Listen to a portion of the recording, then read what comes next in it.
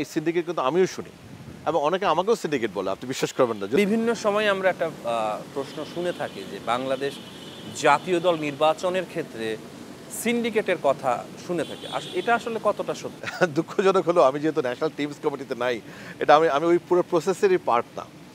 Thank you আপনি জিজ্ঞেস করার জন্য। অনেকেই মনে করে আমি ওইটার পার্ট, বাট আসলে আমি না, আমি মার্কেটিং আর ডিজিটাল মিডিয়া দেখি। So I do not know, প্রথম কথা।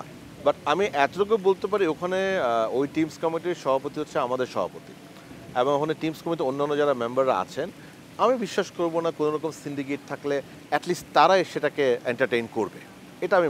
এটা আমি বিশ্বাস করি যে আমার কমিটিতে ইনশাল্লাহ আমার মনে হয় না কেউ সিন্ডিকেটকে কোনো রকম কোনো প্রমোট করবে, এটা আমি জানি। এখন এরপরে টেকনিক্যাল টিমরা যদি কিছু করে, থাকে না যে টেকনিক্যাল স্টাফ যারা আছে তারা যদি চিন্তাভাবনা করে যে এই প্লেয়ারকে রাখবো, ওই প্লেয়ারকে রাখবো না, বেস্ট 11 বেস্ট 20 কাকে রাখবো, that is a very technical thing.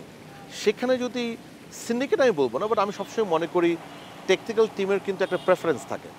আপনি ব্যক্তিগত পছন্দের ব্যাপার, মানে ব্যক্তিগত পছন্দ না, তার ওয়ে অফ স্টাইলিং খেলার জন্য, মানে ও যেভাবে খেলাতে চান টেকনিক্যাল টিম, ওই মুডে যে প্লেয়ারগুলো ফিট করে, চান যে তার দলটা খেলুক, ওখানে যে ফিট করে তাকে কিন্তু সে চাবে।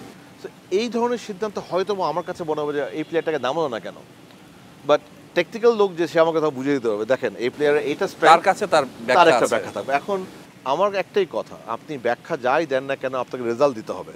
যতক্ষণের মধ্যে রেজাল্ট দিবেন আপনার সব ব্যাখ্যা আমি মানবো, বা যদি রেজাল্ট ডিজায়ার্ড না হয় of course you will be question.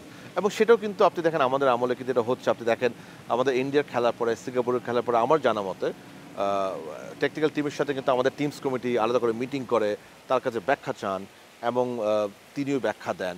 তো যেহেতু আমি কমিটির সরাসরি মেম্বার নয়, আমি এটাতে ছিলাম না, বাট আমরা কিন্তু সেটা চেষ্টা করছি।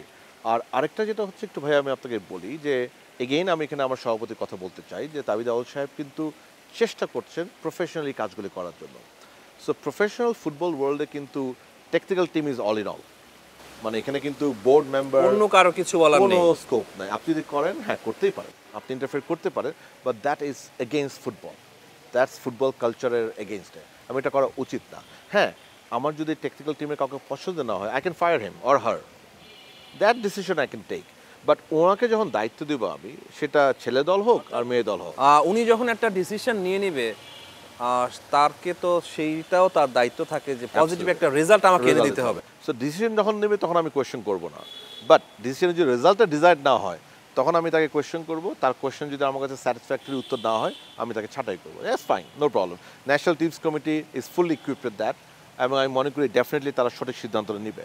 বাট আমি আবারও বলতে চাই, এই সিন্ডিকেট কিন্তু আমিও শুনি, এবং অনেকে আমাকেও সিন্ডিকেট বলে, আপনি বিশ্বাস করবেন না, যদি বা আমি জাতীয় দলের আশেপাশেও নাই, বাট আমাকেও সিন্ডিকেট বলে। বা ফাইন, মানে ফ্যানরা বলতেই পারে, I always take it positively, but at least আমার চোখে পড়ে না। আর আমি বিশ্বাস করতে চাই না, এবং আমি বিশ্বাস করি ইনশাআল্লাহ আমাদের কমিটিতে যারা আছেন, আই রিয়েলি বিলিভ যে তারাও সিন্ডিকেটকে কখনো কেউ প্রমোট করবে না।